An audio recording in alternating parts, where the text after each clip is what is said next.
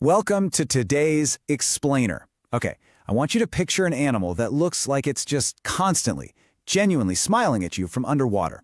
It's got these adorable, feathery pink gills, right? And a face that just looks super friendly. But here's the thing. Beneath that incredibly cute exterior lies one of the most impossible, mind-bending biological superpowers on planet Earth. Like literally. If this permanently smiling little guy loses a leg, it doesn't just heal over, it flawlessly, completely grows that entire leg back. And it's not just a leg. We really need to understand the vast gap between its abilities and ours. I mean, why do they get to regrow limbs perfectly while we just get scars? Think about this. If this creature loses part of its heart, it regrows it.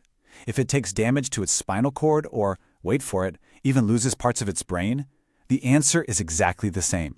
It regrows those complex organs perfectly, with absolutely zero scarring. It is a staggering biological magic trick. Meanwhile, if you or I get a relatively minor cut on our arm, we're stuck with a permanent scar. We humans can do basically none of what this creature can do, and scientists all over the world are desperately trying to figure out exactly why. Part 1. Meet the forever young amphibian. To understand their secret, we first have to recognize a pretty weird biological quirk. Technically speaking, the axolotl is a salamander that just absolutely refused to grow up. There's a scientific term for this. It's called neoteny. Basically, that means the retention of juvenile features in the adult animal. You see, most salamanders eventually go through a metamorphosis. They grow lungs, they lose their gills, and they walk right out of the water and onto land to live out their adult lives. But the axolotl, it just kind of stayed a kid forever. It never makes that transition to land. It keeps those feathery aquatic gills, it stays in the water, and most importantly for our explainer today, by refusing to grow up, it manages to keep every single one of its regenerative superpowers right along with it. Part 2. Rebuilding the blueprint.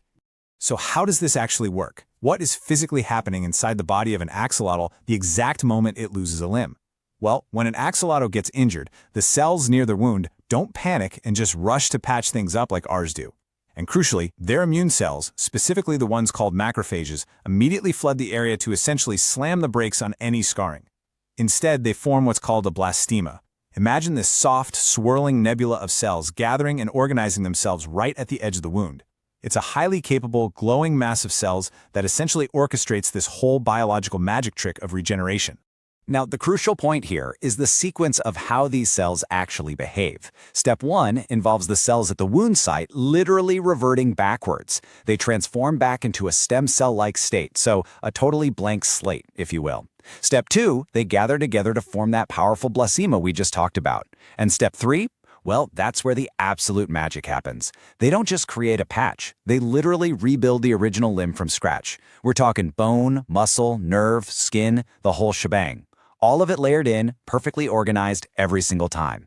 They access the body's original blueprint, and they construct a flawless replica of exactly what was lost.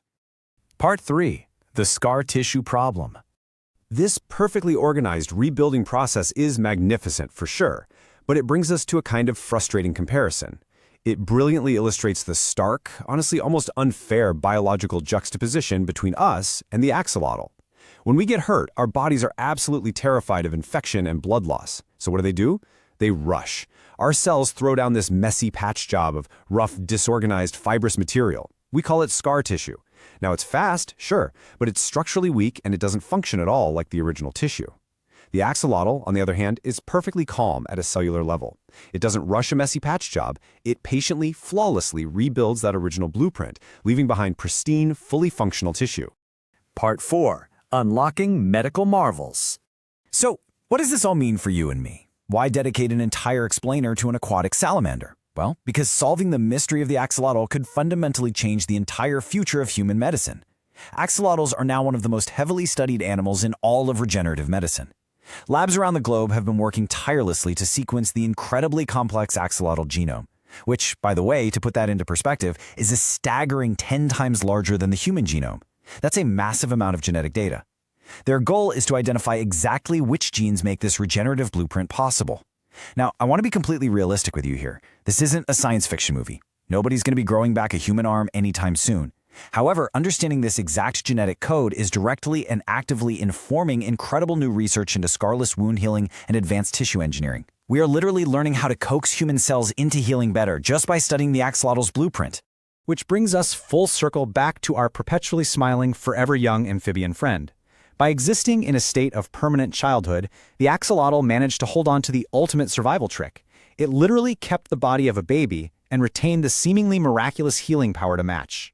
It really makes you wonder about the evolutionary choices our own species made along the way.